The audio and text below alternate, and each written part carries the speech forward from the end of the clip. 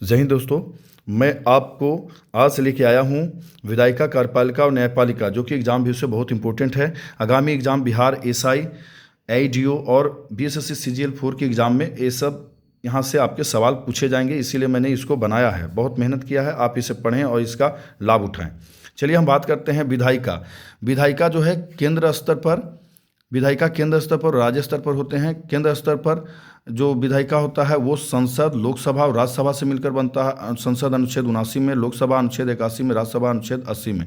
राज्य की बात करें तो राज्य जो विधायिका होता है विधानमंडल, विधानसभा, विधान परिषद। विधानमंडल अनुच्छेद 168 में, विधानसभा अनुच्छेद 170 में और विधान परिषद 171 में चर्चा किया गया। कार्यपालिका भी उसी तरह से केंद्र स्तर और राज्य स्तर पर होता है।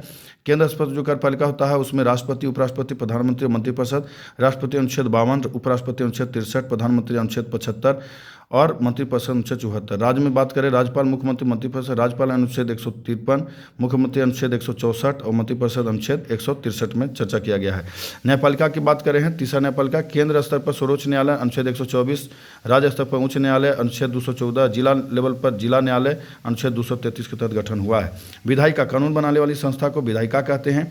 कार्यपालिका बने कानून के अनुसार शासन संचालन करने की जो संस्था का जिम्मेदारी होता है वो कार्यपालिका कहते हैं। न्यायपालिका इसका कार्य जो है वो विधायिका से बने कानून में अगर किसी तरह की त्रुटियां या विवाद होता है तो उसका निपटारा न्यायपालिका करता है। चलते हैं अब हम कुछ इंपॉर्टेंट फैक्ट्स है। जैसे राष्ट्रपति से संबंधित अनुच्छेद 52 में चर्चा किया गया है। राष्ट्रपति संघ की कार्यपालिका शक्ति का प्रधान होगा अनुच्छेद 53 में।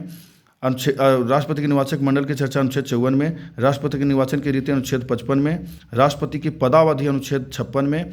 पुनर्विचार के लिए पात्रता, एक व्यक्ति पुनः राष्ट्रपति बन सकता है, इसके पात्रता के अनुच्छेद 57 में। राष्ट्रपति शपथ लेता अनुच्छेद 60 में।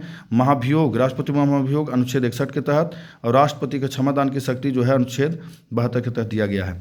बात करें राज्यपाल के तो राज्यपाल अनुच्छेद 153 में चर्चा किया गया है। राज्यपाल कार्यपालिका शक्ति का प्रधान होता है अनुच्छेद 154 के तहत। आकस्मिक परिस्थिति या विशेष परिस्थिति में राज्यपाल का जो कार्य होता है अनुच्छेद 160 के तहत कहा गया है, चर्चा किया गया है। क्षमादान कुछ मामलों में दंडादेश, निलंबन और परिहार, लघुकरण, जो कि राष्ट्रपति की तरह ही इनको शक्ति है कुछ कुछ मामलों में, वो अनुच्छेद 161 के तहत दिया गया है।